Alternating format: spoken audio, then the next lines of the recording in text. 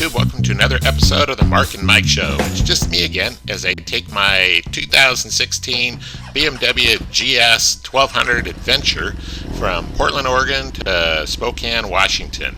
And as I make this trip, I'm going to give my initial impressions on how it is to ride the BMW on the freeway for an extended trip. I've made quite a few short trips. At the time that I made this trip, I've got just under 2,000 miles on the bike, so I've ridden it quite a bit on the street, but not on an all-day trip. And I'm going up one day and then coming back the next. I'm only staying up there. In fact, I'm staying up there for only like 12 hours or so. Here we are going through downtown Portland. I live about a half hour from Portland. On the other side, and then here we are heading through the gorge, and as you can see, this is Columbia Gorge, and there's Multnomah Falls. It was raining, and the forecast was for rain the whole day, but as it turned out, it just rained a little bit. Believe it or not, I was kind of looking forward to a lot of rain just to see how the GS is on a long trip in the rain. But as you can see, the weather just turned out to be just a beautiful day to be riding the GS. And this would be my first stop on the trip. I'd been riding for probably about an hour and 40 minutes at the time that I got to this rest area. And I was actually feeling fine. I easily could have continued to ride, but I was getting thirsty, had to go to the bathroom, and I wanted to stop and get something to eat. But the GS actually handles very well for extended rides, which was really no surprise. So here we are getting to the east side of the state, and you can see it kind of turns to desert. There's a bunch of poplar trees there that they planted for making paper or burning for fuel or something, I forget. But anyhow, it's kind of weird to see all those poplar trees out in the desert. So here we are crossing over the Columbia River from Oregon to Washington, and this is Pasco, Washington here. This is where I made my first gas stop, and I actually grew up in Pasco, or actually in Kennewick here, but I grew up in Pasco, Washington, but I didn't actually stop. Here we are crossing over the Columbia again from Kennewick to Pasco, and my mom lives there, but because this was such a quick trip and because I wanted to see how the GS handled without really taking breaks, I decided just to continue on without stopping. So one cool thing about the GS is you can stand up and stretch, and it really makes it easier to go extended periods when you can stand up and stretch your legs and just get fresh air, and it really kind of wakes you up and makes you feel quite a bit better. It's one of the nice things about having a dual sport.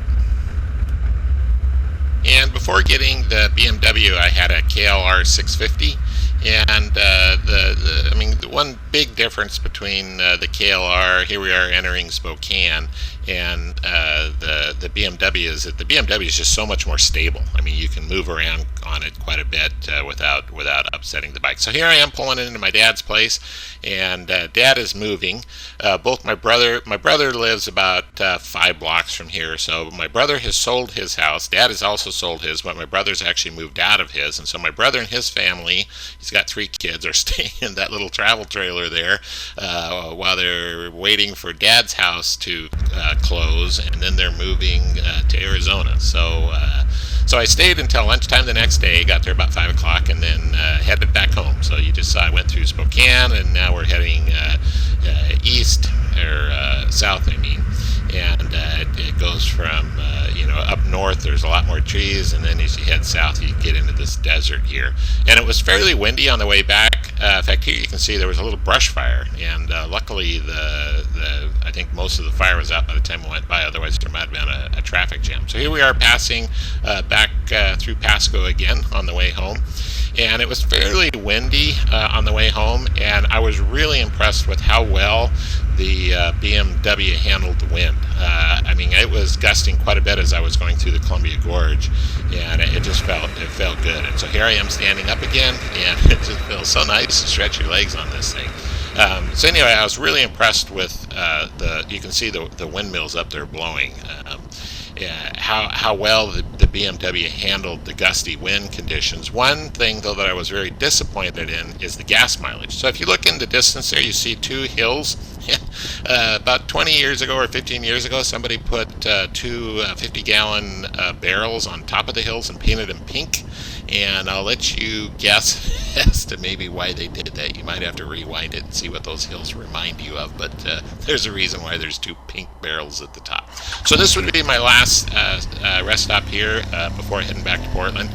And as I was saying, the one disappointment I had on this trip is the gas mileage. On the west coast of the U.S., our speed limits are 70 miles an hour out here, which means everybody's doing 75. And so when you've got the headwind, my gas mileage dropped down to about 32 miles per gallon. Typically, going 70, I'll get closer to 38. And around town I tend to get 42. If you slow the bike down to 60 miles an hour, it'll easily get 50 miles per gallon. So there you can see I'm adjusting the windscreen. That's another nice option because you can move that up and down to kind of change how much wind is blowing on you as you're riding, which is nice. And I had debated quite a bit when I bought this bike whether I wanted the Adventure version or not, because the Adventure comes with a 7.9 gallon gas tank, and I'm really glad I got it because here we are back into Portland again. Like if I'm heading down to Utah or something where the speed limit is 80 and people are doing 85, I'm really gonna want the extra gas because the gas mileage just sucks at the higher speeds. So it started raining once I got down into Portland here, and I didn't bother to stop to put my rain gear on, so I'm riding with jeans because I figured I'd be home in 20 minutes, and if I got wet, I'd just change my pants anyway. But I was really impressed with how well the BMW protected me from the rain.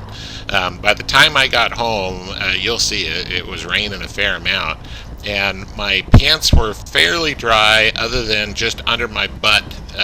Some water sprayed up and got my pants wet kind of on my calves back there. But really impressed with how well the bike handled on this long trip. I could easily ride all day. The seat's comfortable, the windscreen's comfortable. It's not as comfortable as a Goldwing or some other bikes that I've owned, but much more fun, and very happy and looking forward to doing some more trips. Anyhow, thanks for watching.